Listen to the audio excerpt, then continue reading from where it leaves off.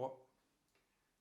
Bonjour, donc je vais vous présenter ce modèle de toilette sèche. Donc là ça fait quelques mois que j'ai une petite passion pour les toilettes sèches. Et comme je réfléchis à en installer en appartement, je me suis rendu compte que les urines en fait c'est ça qui prend beaucoup de volume et beaucoup de sciure et qui parfois occasionne quelques odeurs. Donc ça m'a amené à travailler sur le fait de séparer les urines. Et donc, en réfléchissant, je me suis dit avec un fond de seau, en fait, euh, je pourrais bricoler quelque chose qui fasse en sorte que l'urine soit captée sur l'avant et que les matières fécales tombent quand même dans un seau qui serait placé sur l'arrière. Donc c'est ce qui se passe ici. Et pour récupérer les urines, il fallait que je soude ou que je colle un connecteur. Et en fait, le polypropylène, ça se soude très bien. Donc là, je soude en chauffant les deux parties.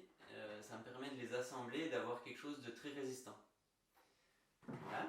Alors, on va regarder un petit peu. Donc là, c'est quelque chose, on a souvent l'habitude dans les toilettes sèches, c'est un bac à sciure. Parfois, on peut le mettre à l'arrière. Il faut savoir que on peut remarquer que ce toilette il a une certaine hauteur parce qu'en fait, comme le séparateur il est au-dessus du seau, si je veux un seau d'un assez grand volume, en fait, ça m'amène à monter un peu mon toilette. Ça, c'est un seau de 27 litres.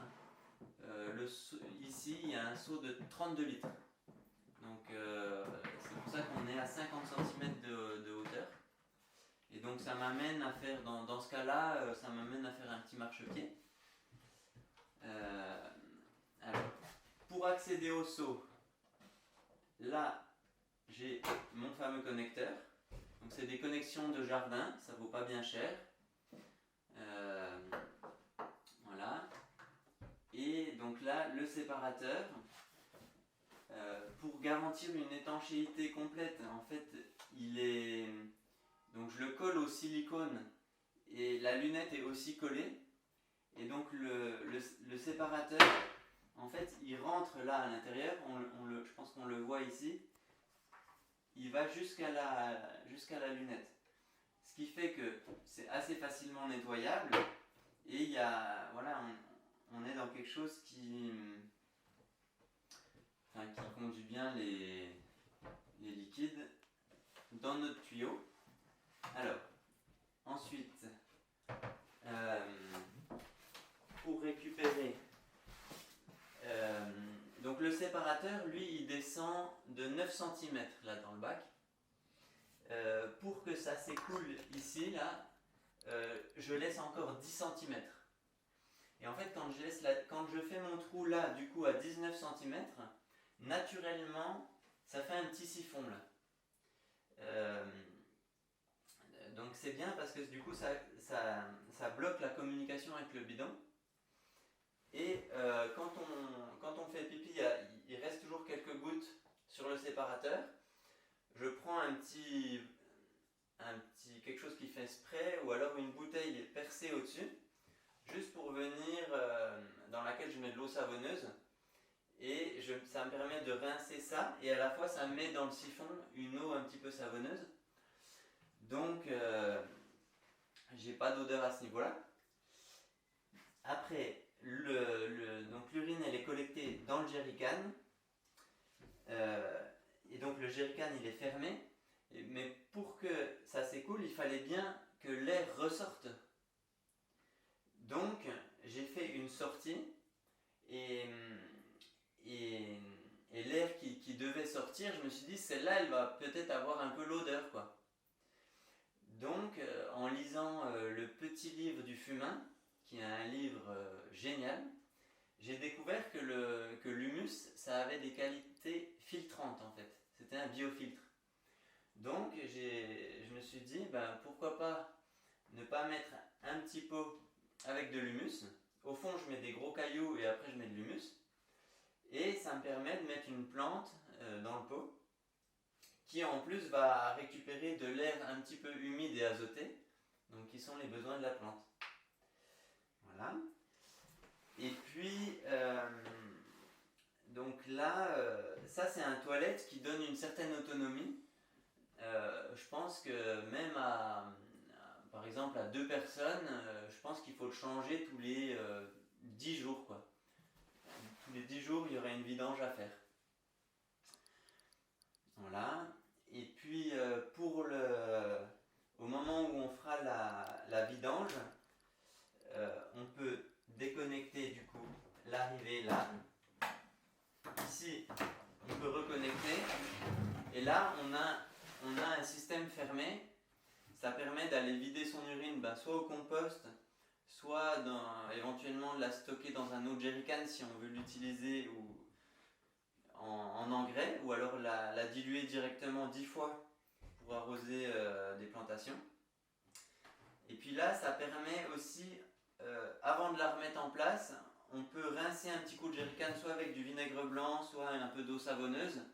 On secoue bien, on le rince un bon coup, on vide à nouveau, et ça permet après de le remettre en place.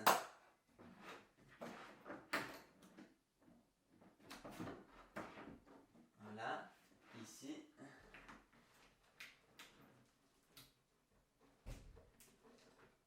Et ici. Voilà.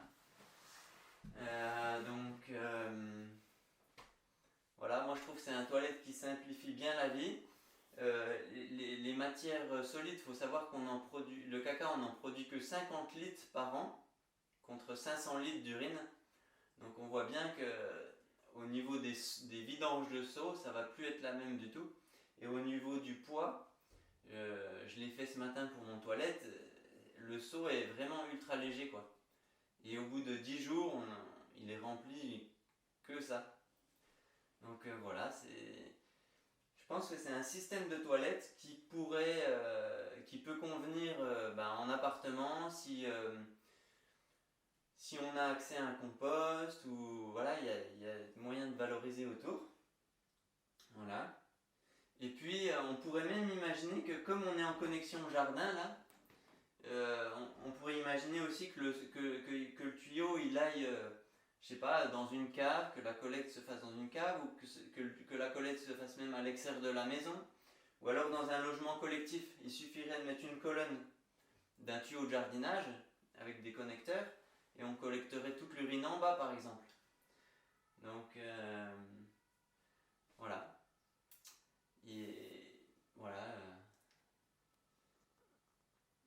Et j'ai envie de préciser que le point crucial de ce type de toilette, enfin des toilettes sèches en général, hein, c'est qu'après on ne produit plus d'eau où tout est mélangé, on produit uniquement des eaux grises du coup. Et celles-là, par une simple filtration, elles peuvent après être valorisées en agriculture. Et puis le système de filtration est vraiment minime. Donc on fait là de grandes économies. Et puis on crée une valeur avec quelque chose qui actuellement crée une pollution. Voilà. Merci.